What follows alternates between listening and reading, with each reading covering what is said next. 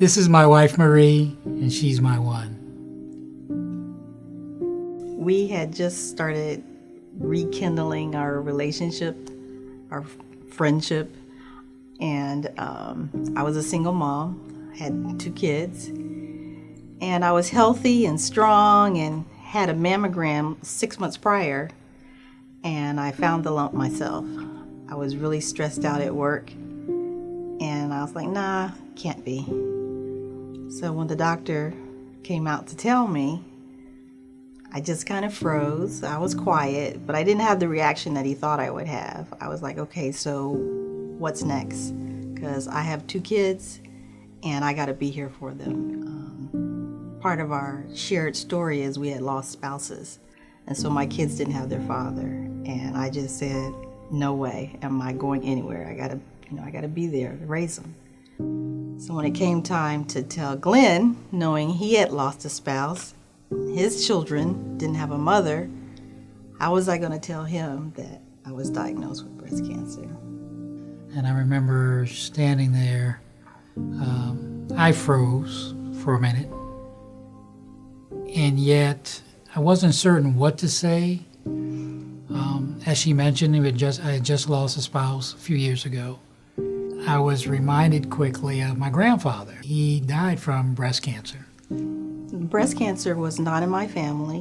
When I was diagnosed, I asked the doctor, well, how is this? And he said, well, it always starts with someone, and I guess you're the someone. And so my husband had been involved with Komen, and so he mentioned, looking into Susan G. Komen for education purposes, because I literally didn't know anything other than I now have the disease. So I was able to go on the website and get some information. And then I had to make a choice with my doctor. I decided on the chemo. They wanted to do aggressive treatment, like I said, because it just went in 6 months, nothing to something. That was tough. I wouldn't wish chemo on my enemy.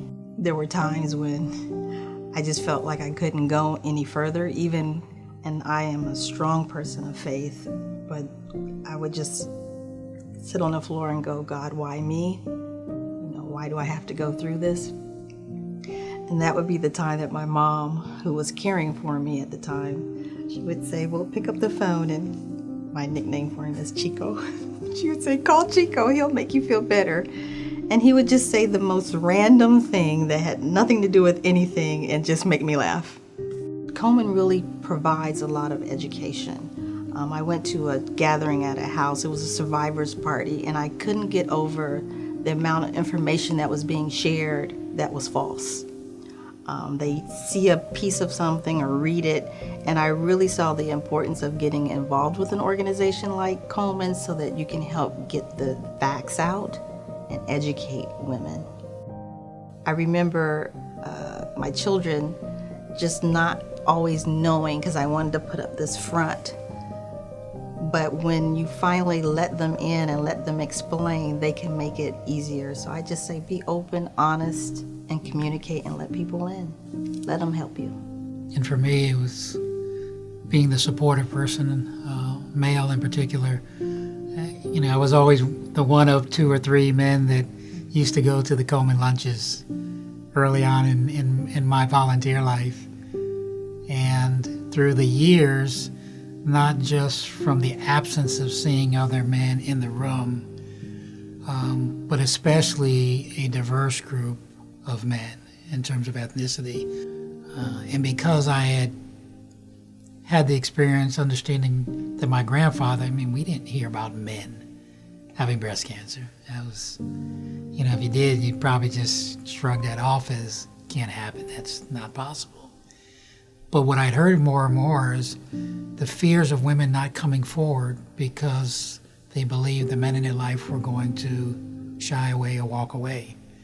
And I would mention to the men that are out there that, if it was worth having from the beginning, it's worth having through the end. And, sticking by is all a part of being a part of that person's life. The last thing you want to do is leave them hanging out there on an island by themselves. For me, it's enjoying life and just enjoying the time that we have with the kids. I love to travel.